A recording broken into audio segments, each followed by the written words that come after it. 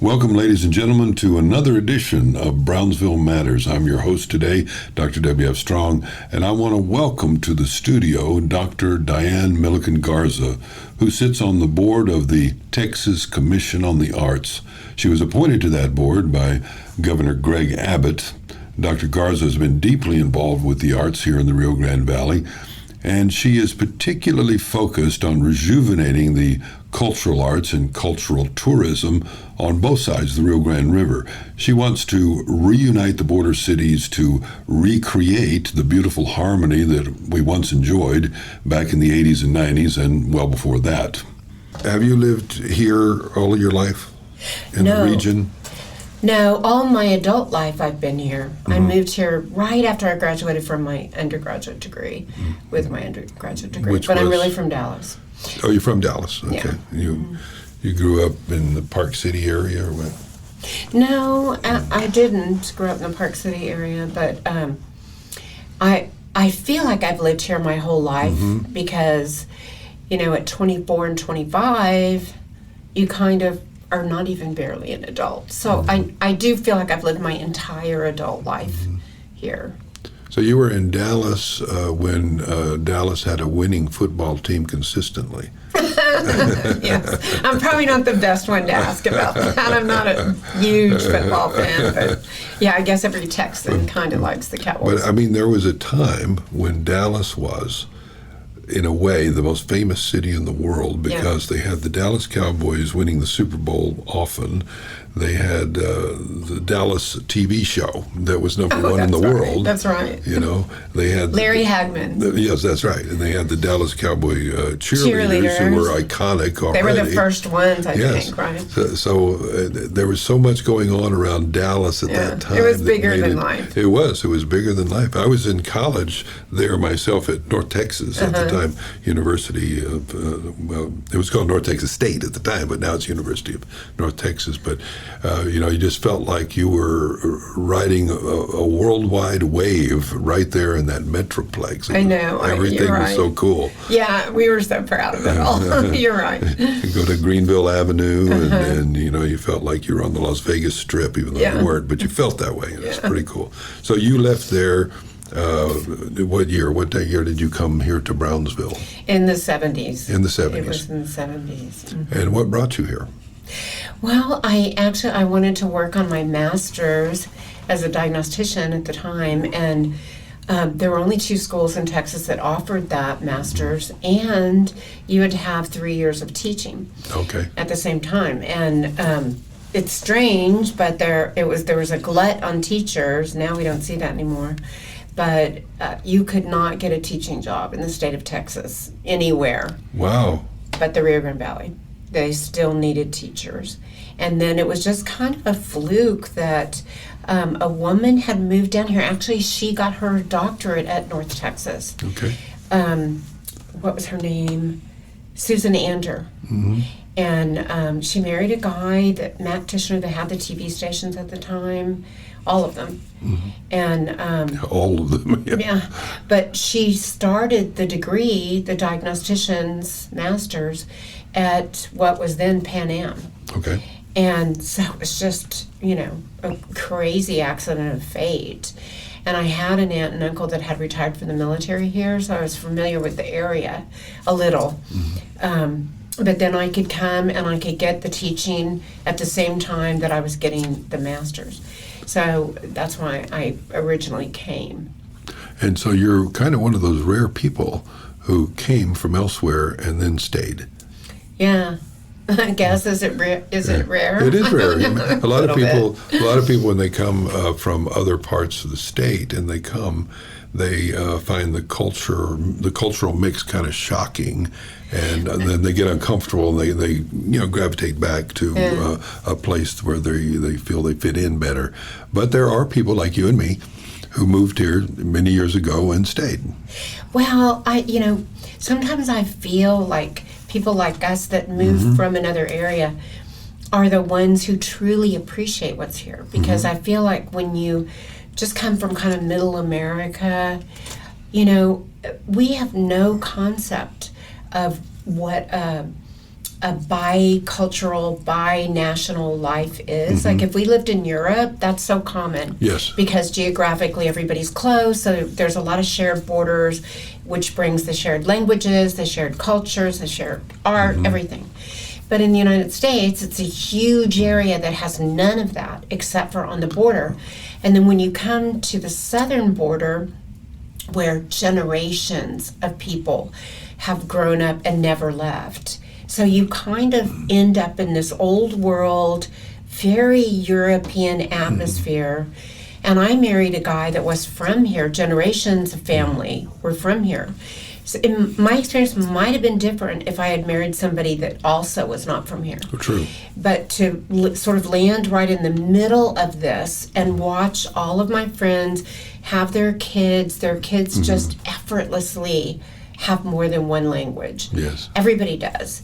And more than one way of looking at life. And, at the time when I came, the art and culture here was phenomenal. I mean, it was just one river, one country. Yes. We've been called that so many times.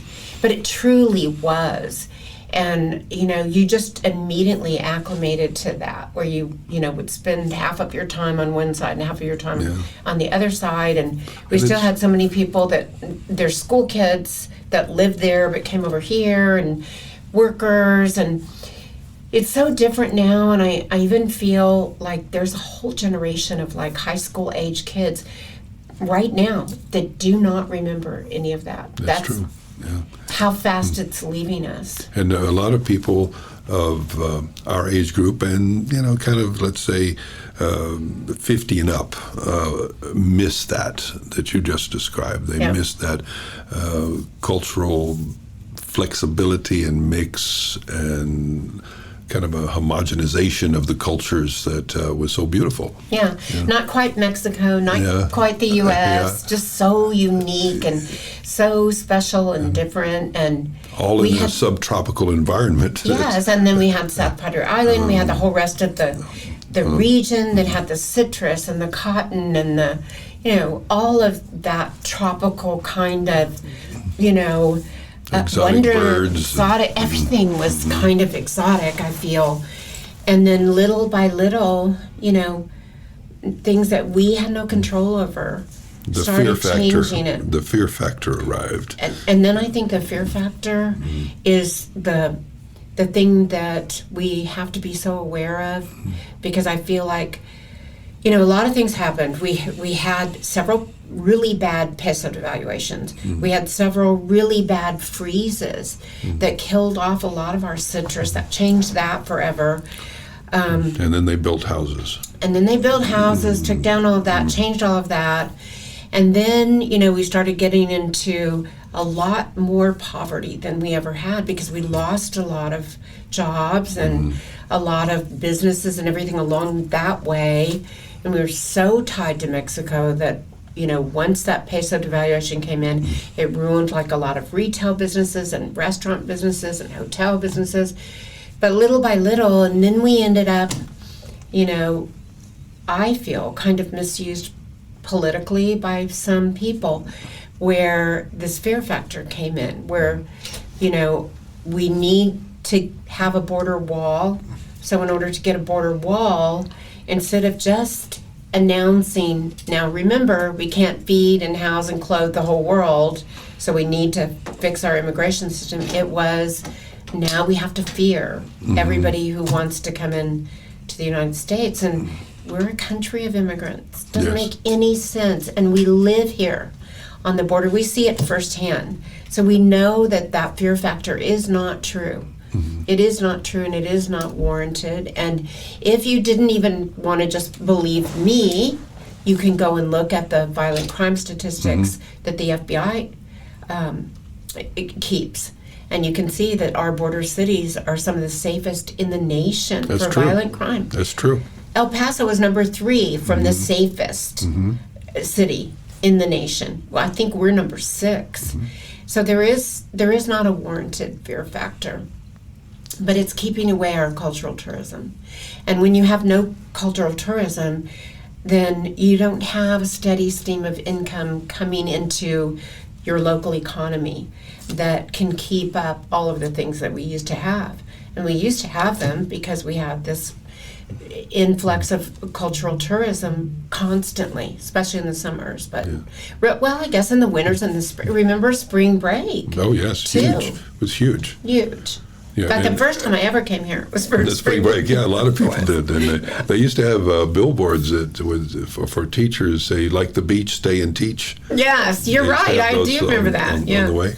And so that would attract people. I mean, I came here really for that, not for the beach exactly, but I was in Arizona and I interviewed for a job here at Texas Southmost College.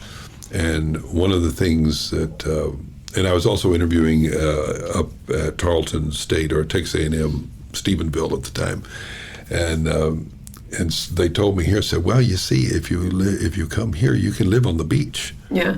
And so they sold me on the beach. Yeah. I was 33 and single, and it was all very attractive. So Yeah. so I did. I lived out there, but that was the thing that appealed to me. But at the same time, as you were discussing, it was very common to for us at the university at the time to go across for lunch. We'd 4 or 5 of us walk across and go to lunch, and it was all very simple, you remember? Yeah. And you come back across the bridge, and you just kind of vouch, American citizen, you raise your hand. Yeah, you didn't need a passport. No, you didn't need a totally did not passport. need a passport. You just flowed back and forth on the honor system, and all very cool. Yeah. And so, and at that same time, the spring break in those days had almost all the students who would go to spring break would also go to Matamoros. Yeah, they would. Mm-hmm. They would Especially all- on a rainy day. Yeah, they would all be over there. They would flow across, and Yeah. then, but then the fear factor crept, after Mark Kilroy particularly, that tragedy, that started sort of building. started it? It started it. It didn't. Yeah. It didn't But I honestly- cease everything at that point, though. Yeah, no. But I honestly feel like, I've questioned myself, like, why is this fear factor sticking with us to the point where it's becoming our definition? It's becoming part of us. And I sort of feel that it's coming so much from our local population. And then I started thinking, well, why is that? But, we're a string of small towns. And, small towns talk is what happens. And I feel like in a small town, if somebody gets killed, murdered, or something violent happens to them, you probably know them. Probably somebody knows them. It's so much more personal than if you were in a big city. Here's a really good example, because all of this has been in my mind. So I'm like, just happen to have the TV in the background, and I hear this murder rate thing that they're talking about for Philadelphia. And they're saying in the first 3 weeks of 2022, this year, so that means January's not even over, it's the first 3 weeks of January, they already had 38 murders in Philadelphia. And I started thinking, wow, we might have 38 murders in 38 years. We don't even have one murder per year. And the odd thing is, no one's afraid to go to Philadelphia, but they're afraid to come here. Yeah. So it doesn't make any sense. But in Philadelphia, 38 people could get murdered and you wouldn't know them or ever know anyone who knew them. So maybe, some of it's that. And the local people are, more afraid because it's more personal. But, I'm kind of through my Commission on the Arts position trying to do my best to find ways to alleviate that fear factor, because I feel like it's injuring us. Yeah, let's pause there just a moment and talk about the Commission on the Arts. Now, you're on the board of the Commission on the Arts. How many people are on that board? I believe there's 8. 8. Wow, for the whole state. Yeah. For the whole state. And what is the mission of the Commission on the Arts? Well, it's to help fund and to further organize and just give a voice to the arts in the state of Texas. Because you provide grants, right? Yes, and there's lots of other organizations that are, the Commission for the Arts, to be a commissioner, you have to be appointed by the governor. Okay. The other state organizations that fall under there are not governor appointed organizations, but they do have their own boards, and they bring in their own funds too. Some of those funds are given to the Commission on the Arts to then give out as grants. Some of them, those other organizations give out their own grants as well. Yes. But I feel like it's so important and sometimes so overlooked at the financial importance of the arts and arts and culture and cultural tourism for the economy of our state and every single community. You know, I think people can remember back in the day when there was always an argument about funding arts. Well, no, we have to do all these other things before we can do art because it's just not necessary. But I think we've grown so much from that now. We know that's not true. People don't travel. They don't want to go to a place and spend their money where there's nothing to see or do or eat or be entertained by. It doesn't work that way. And the most money people spend, the most discretionary money that people spend is on cultural tourism. So like if I came to you and said, you know, I have this great nonprofit, could you give us some money because we have this great mission that we're doing, you know, you'd probably go, oh God, you know, okay, how much? But if I say, we are going on a vacay and it's going to be so fabulous and we're going to have so much fun, you would be trying to figure out how much money you could spare to put into that and spend on wherever we were going to go. And I feel like, you know, our state recognizes that. And that's why we have the Commission on the Arts. But it's so valuable to them that it runs through the legislature. But I feel like if you look around, for instance, San Antonio is my greatest example because they fund their arts and culture really well. But it brings back to them billions of dollars every year. It's phenomenal the amount of money that comes back into the city of San Antonio through arts and culture. But it doesn't just get there. I mean, they fund it, and they fund it consistently in order to keep it propped up to where people do want to be visitors to San Antonio. But also, if you start comparing us, San Antonio, everything they celebrate just about is based on Mexico, Fiesta, everything Mexico. And they're a fake border town. We are like the real border town, and we have the real border food, and we have the real Mexico, and the real, you know, everything that has to do with the Mexico-U.S. culture, the bicultural, binational. And a lot of our talent is up there. I know. Our mariachis are over there in San Antonio. Because they have a system and an appreciation for the arts where they are funding them and they are making sure that they, you know, can survive and expand and bring all of the beauty and the glory of it all back to the city of San Antonio, which they do. They do, yes. We've talked for years about building a kind of river walk along our river here, but it's just never quite developed. Yeah, I think there is a project in the works for that. So I'm hoping it's going to.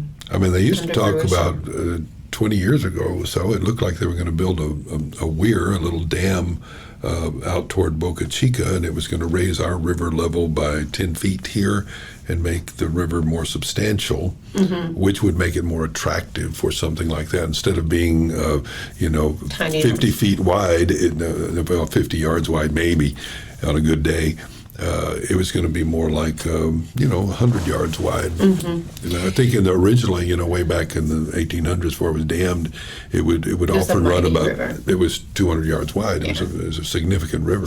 Steamships went all the way up, even past Rio Grande City. So they... Well, there is a project in the works, a Riverwalk project, so I'm hoping... the county just passed a tourist zone for that like a week ago, I think. Oh, I didn't know. So I think that is going to go, I hope. Now, we've also been... The commercialism and culturalism can be symbiotic. One can inspire the other, right? Exactly. But that's the secret to the whole thing. That's the secret to the whole thing, is to commercialize our art and culture. And the reason we're doing it is to bring in the funds to keep up our arts and culture and to keep up the other needs in our community. because when you have a well-funded, sustainable stream of money that's coming in, you don't have to go to the city all the time, fund this, fund that, pay for everything. No, they don't have to, because the arts and culture and the cultural tourism is paying for everything. Or not everything, but a lot of things.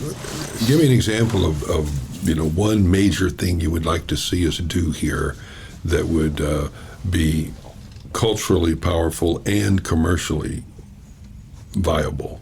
Well, okay. The main project that I'm working on right now is this project called Sister Cities, and it is literally to try to alleviate the fear factor, number one, and number two, to bring back the tourism to go to our sister city, whichever one we're talking about. In Brownsville's case, it would be Matamoros. Sure. So what we've been talking with their mayor about over there is doing a cultural corridor, and it would be an area, a commercialized area, where if you crossed as a tourist, it would be publicly known that it was a safe zone. So it would have lighting and cameras and monitoring. So it'd be like the Zona Rosa in Mexico City. Yeah. It's protected, so to speak. Protected, where until that fear factor is gone, you could feel that you can go over there and not have to worry and enjoy yourself. Sure. And in that zone, vendors could come back, and store owners and restaurants and artists and all of that Mercado type. It'd be wonderful to have stuff. that again. Yes, it would be so wonderful. We already had one event over there to just kind of celebrate the idea of the whole thing. And I invited the Texas Commission on the Arts, the Texas Cultural Trust, Texas Women for the Arts, Texans for the Arts, all of those people that you would think would be afraid to cross into Matamoros. They all want it back so bad for Texas that they came. And they all went. We went to Casamanta, and Matamoros was the host. They brought incredible performing artists. They brought incredible visual art, food, culinary art. I mean, it was such a great night. And then we went to Garcia's, the iconic Garcia's restaurant for dinner. And all anybody could talk about was their memories from when they did that as a kid, or when they did it, they used to do it, or they used to bring their kids, or whatever. And it was just a glorious night. And I think it just got everybody, just all stoked again about how can we get it back? We want our old life back. And we want this fear factor to, no longer define us and our region, because it's really not warranted. And yes, we do, like any other place, we have problems. There will be violent crime, there will be drugs, there will be all the other things that are all over the world. But not to the point that we can't live on the border. Yeah, we don't need to be paralyzed by it. And we don't need to lose all the good things about our region. If the local people won't stand up and fight for it, no one else is going to. True. Now, you're also including in the sister cities Reynosa. Yes. And El Paso. El Paso, So you want to create a cultural corridor right up the river, in a sense. Yes. Yeah, I don't see it as being like where you would be in the corridor, the whole entire border. Sure, yeah. But when you went to a city that was part of it all, then the cultural corridor would pick up within those sister cities. Okay. So it would be a corridor that would cross the river to cover both sister cities and work together to make that work. And I feel like anybody that I've talked to that has any experience with the southern border, well, number one, if you just think about it, because of the fear factor and the political use of it, just to hear the term southern border, you now equate with everything negative. Every problem that the United States has practically is blamed on the southern border, and it's just not true. What the southern border used to stand for was art and culture and fun and, all of those things, not fear. Not fear. I think one of the issues that I noticed recently is that on the national news, especially the national cable news programs, they'll often have a loop. Just running in a loop, they'll show, 10 Mexicans coming across the river, and they'll play that over and over and over. The same 10 keep coming across. And in one case, there's a Border Patrol guy there to meet them, to usher them right into, the official process, whatever it is.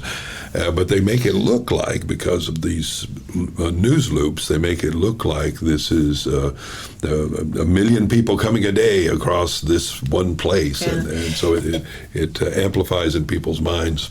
Yeah, and there's no denying that our immigration system's broken. We need help. We need to put it back together. And I have a lot of admiration for Governor Abbott, because he's been really strapped with a very difficult problem to kind of handle all on his own as one governor of one state, being blamed for everything. But that still, we can't afford to stop and hope that, one of these years it's all going to be over. We live here. We know that we don't really need to live in fear. I cross all the time.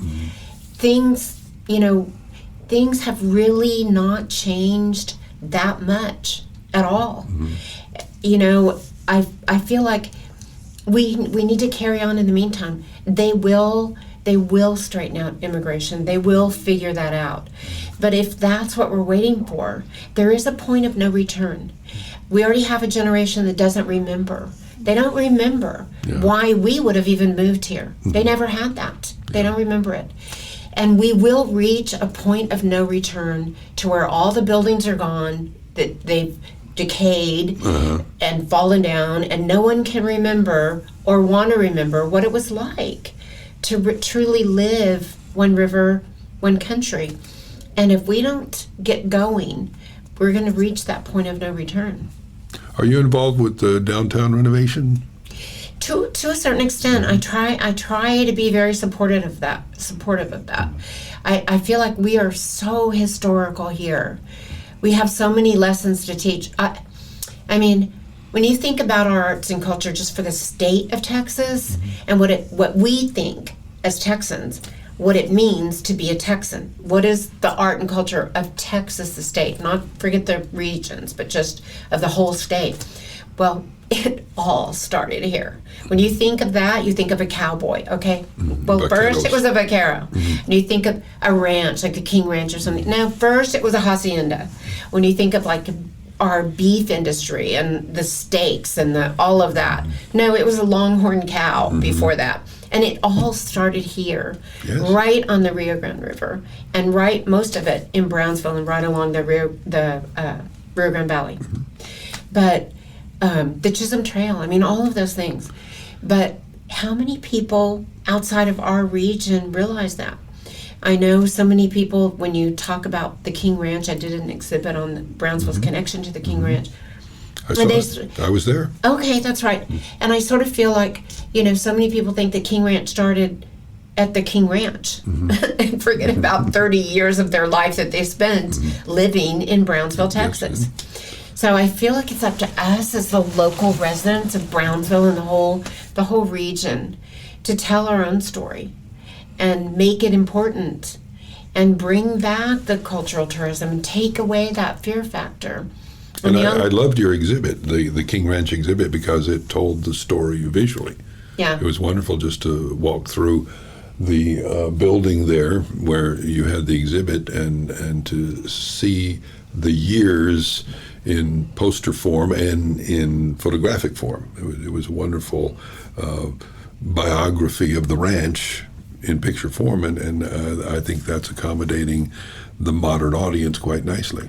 Yeah, thank you. Yeah, there's so much history there, and most of it is not even documented. It's very hard to go back and look up the facts in writing. A lot of the information I got from Tom Lee's double volume that he has. It's called book. King Ranch. Yeah, yes. I feel that it made the King Ranch really as famous as they are. But he tells the story of Brownsville. He tells the story of the Kings and the Kennedys and the Stillman from back in the very beginning when they all lived there. And they were just creating the city of Brownsville. You know But Matamoros was already here. Oh yeah. But Matamoros was really the cultural hub It first. was, yeah. That book, that 2-volume set by Tom Lee, the King Ranch, is really famous in Texas. You go to any old Texas home, and that 2-volume set is there, Yeah. next to Encyclopedia Britannica. Yeah. But I'm actually talking to some people at the King Ranch to turn that book into an audiobook. I'm wanting to narrate that for Audible, that 2-volume set, because it's such a classic. It is. And I'm actually right now and doing... it's so well written. It is. It's beautiful. Who would Tom have Lee thought? was a great He's an writer. artist. He's a painter and an artist. Yeah. And he had 2 great novels, too. Oh, I didn't know that. Yeah. And he's a muralist and all of that. I'm also doing an audiobook of J. Frank Dobie's work, and it'll be the first audible version of his work in existence. It's strange because he was a great folklorist, Yeah. He collected a lot of the stories from these ranches and these vaqueros down here and in northern Mexico. Mm-hmm. And, he was the kind of the godfather of Texas folklore, at least in terms of writing it down. Mm-hmm. And so it's kind of odd that this very oral historian has no audible presence in a world where people like to hear it. And so popular. That's why I'm doing a narration of his work, because I want to make it accessible to a modern audience. Another thing that came to my attention when I was just doing all this research, try to put that stuff together, but was because the Kings and the Kennedys and all of them were so involved not in the Civil War, but they lived at that time, and they lived at the mouth of the river. Oh, yeah. And so they were running cotton through the blockades and things, not because they had anything to do with the Civil War, only because they were there to make money. Yeah. That was the only reason. But They there's were a whole venture nother, capitalists. Yes, but there's a whole nother story that was going on that I wasn't really aware of until this, and that was about the runaway slaves. Oh, yeah. And what was so amazing to me was the part that Mexico played in their freedom and in their fight and their quest for freedom. It's just an amazing story. The Southern Underground Railroad. That took place right between Brownsville and Matamoros and the Rio Grande River. Yes. And Mexico literally was saving these people's lives. They welcomed them. Yeah. Come on. Well, they had a law against slavery. So, there's a whole nother story there a whole nother that story. I also feel like no one really knows about. Yes. NPR did a special on that about 2 or 3 months ago. They like one story about the Southern Underground Railroad. Underground Railroad, yeah. So it's but a lot of people have never ever heard But of it did at they all. connect it with the country of Mexico? Yes. Okay, yes, good. Because that was the part I feel like is always missing. Well, in fact, the whole idea of the slave area of Texas, the slave owners knew not to get too close to Hispanic Texas because they knew that they would help the slaves to freedom. Yeah. And so they tried to keep a barrier there, and then that's why you didn't see, the King Ranch being or any of that region being a slave area, because the Hispanic influence would have helped them move on down to Mexico. Yeah. So yes, that's an untold story, Yeah. and not much known at all. That would be a good book. Yes, it would. It would. I was interviewed by NPR for that story about the Underground Railroad, and I have not. I'm thinking of writing it up for. I write for Texas Power Co-op Power magazine for the state level publication, and they have quite a reach. They're all over Texas. Yeah, they are. So I've been thinking about writing that story for them. But That's a great idea. But you are right. It is a book. Yeah. Now, let's talk about the arts for this region. What are the primary movers, influencers, let's say, of artistic efforts in the region that are, we have over here what am I looking for?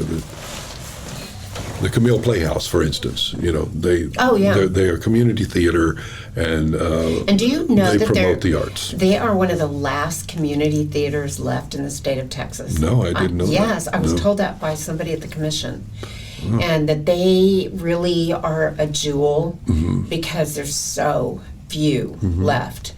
And that's one of my favorite cultural things for Brownsville. They really deserve to be funded and to be propped up and help to stay alive. Do you help them get funding? Well, I do through the Brownsville Community Foundation. Right. Now, for the commission, you have to apply. Yeah, So they you have can't- individual yeah. grants Yeah. that they can do that.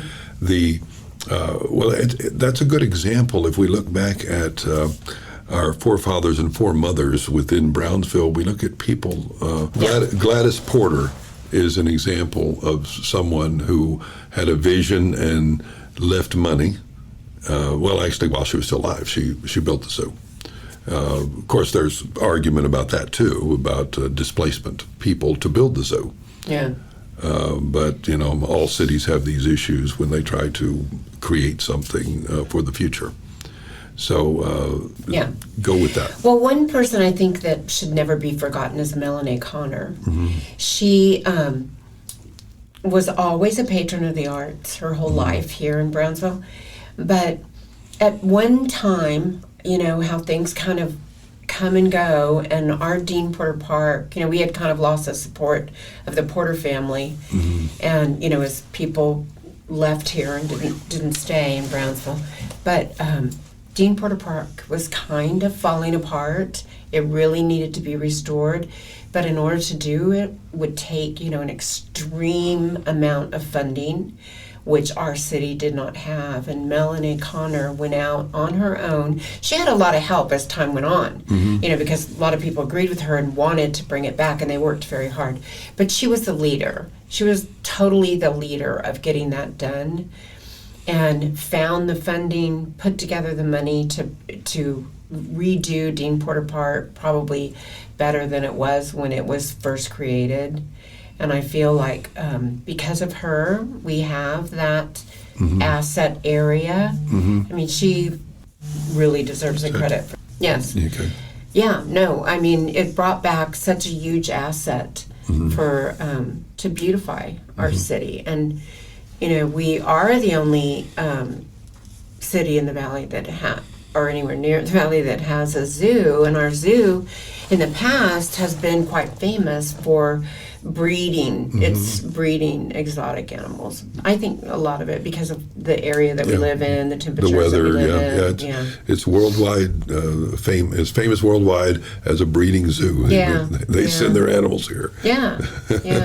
So that right there is a good example of cultural I tourism. wonder if they've ever sent the pandas over here. The pandas always have a hard time breeding. I wonder if they Might ever be a brought little one hot over for here. the pandas. Yeah, might be. I don't know. Have to have a lot of water for They them. had polar bears for a while, and they got rid of the polar bears. Yeah, that seems kind of brutal to bring a polar bear it does. down here. What's happening in the next year here in Brownsville that we might participate in? We might support any venture that you're heading up or participating in that we could get involved in. Yeah, well, as far as art goes, I mean, we're really working on that connection between Brownsville and Matamoros and trying to get that cultural corridor put together and work with the mayor over there and the other residents that live over there that really are and there's a lot in the art community over there. They have some incredible artists, and they have a couple of good museums and galleries, and they're not getting the exposure that they deserve. Yeah. So we have that, and then of course through the Brownsville Community Foundation, we have a lot of philanthropic things that we work on. So our Youth in Philanthropy is an initiative that goes through the Brownsville Independent School District. All the high schools have a class on philanthropy, and we match them up with nonprofits, and they have a curriculum that we got passed through TEA, so it literally counts to their graduation, high school graduation. And now there's thousands of universities that offer degrees in nonprofit management in different areas of nonprofit management. So I didn't know that, but I guess I shouldn't be surprised that there would be that specialism. I know there's stuff about nonprofit management, but Anyway, hadn't thought about that being a specialization.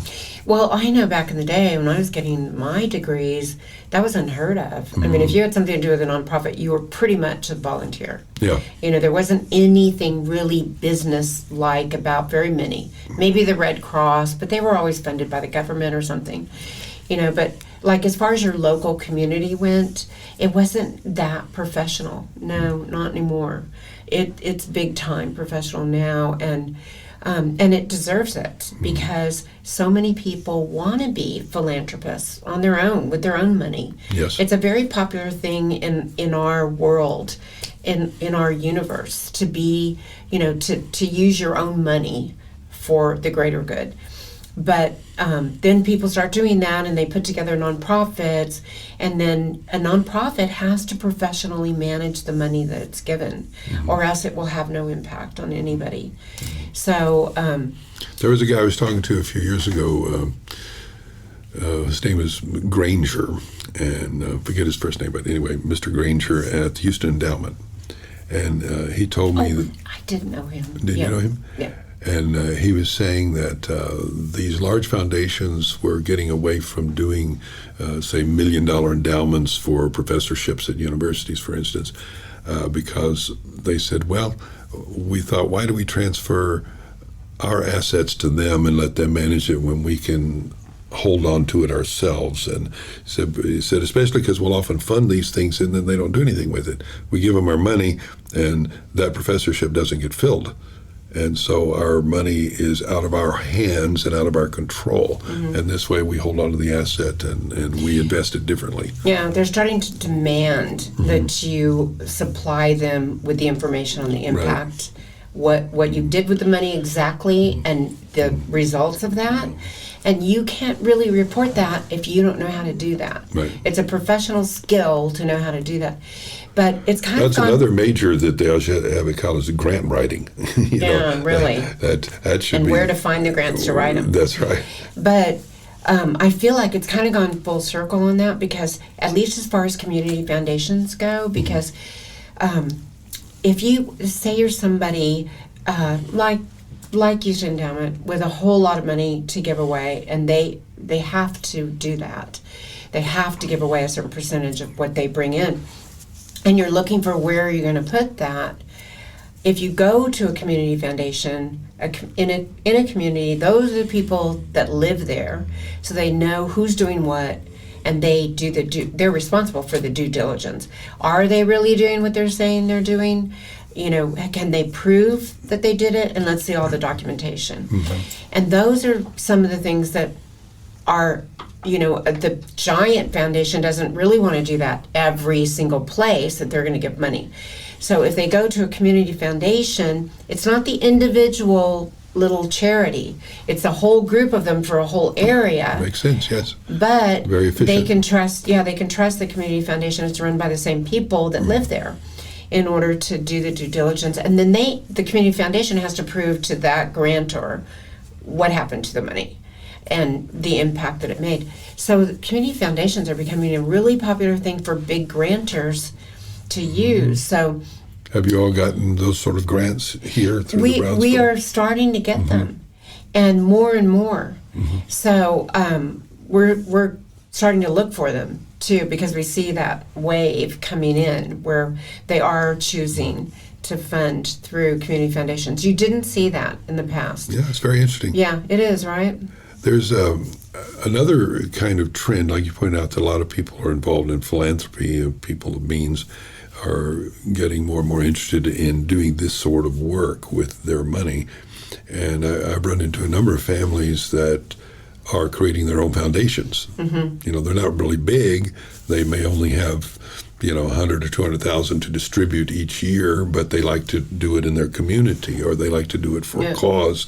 Well, see, that is one of the uses for a community foundation, because if you set up a private foundation, the rules through the IRS are super strict, and the exemption that your donor might give you or that you might take is way less than if you go through a community foundation. And I guess it's built that way because a community foundation is for all. And sometimes in the past, anyway, a private foundation, people have not been honest with their money. They take the tax exemption, and put it into a foundation, but then they pay their kid to run it or something. Yeah. So, but in a community foundation, that can never happen. Yeah. So now they have donor advised funds, which have become super popular because people can set up their own fund, like the so-and-so family fund, and then they advise where their grants are going to go. But the people that put the money in, including themselves, whoever puts money into their fund gets the highest tax exemption for that money that you can possibly get.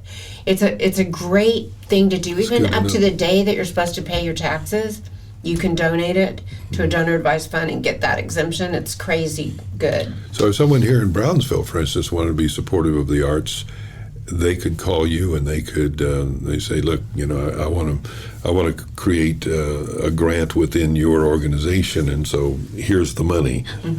Here's the $100,000 that I want to put into an endowment, and you can do that. Yes, we can do that. And then if it's done as a donor advised fund, then every time that they want to give a grant, we would be responsible for the due diligence. Like if they say, I'm really interested in who's doing something in performing arts. And then it would be up to us to find out, okay, who's doing something that can accept tax exempt dollars, because not everybody can, because the federal government says who's allowed to accept that money after you didn't have to pay taxes on it. So then we would do the due diligence and present them with, you could select from all of these different groups that are doing performing arts. You remind me of a story about a guy some years ago. He was an artist from Houston and moved to Puerto Vallarta and made a living there as an artist. And when he died, his paintings were selling like $10,000 a painting. So he was an old bachelor and died with a considerable amount of money. And he wanted to preserve the love for the arts within Brownsville. He was connected to Brownsville in some way. So he left in his will that money should be left to UT Brownsville and Texas Southmost College for the purpose of sponsoring students to study art in Mexico in the summers. And so it still exists. It's a local scholarship, and it's to be given to students to go down for the summer and study art. They can study in San Miguel de Allende, or they can study in Puerto Vallarta or Guadalajara. They just have to go study Mexican art, painting specifically. But it funds them to go for a summer for anyone with an artistic soul. And San Miguel has a fabulous art school there. So I always love that idea that people could take whatever their passion is and put their money behind it when they die to further that particular passion in others. Yeah, for sure. No, it's such a wonderful feeling that you know where your money's going to go, and you know where your passion will go and be continued. It's a great thing. It really is, and we have it right here in Brownsville. We've been talking to Dr. Diane Milliken Garza about reviving and strengthening cultural arts in the Valley. Her vision is an exceptionally important one, and I think we should all do what we can to make it come true. That's it for now. Thank you for joining us today. Tune in next week for another fine conversation right here on Brownsville Matters.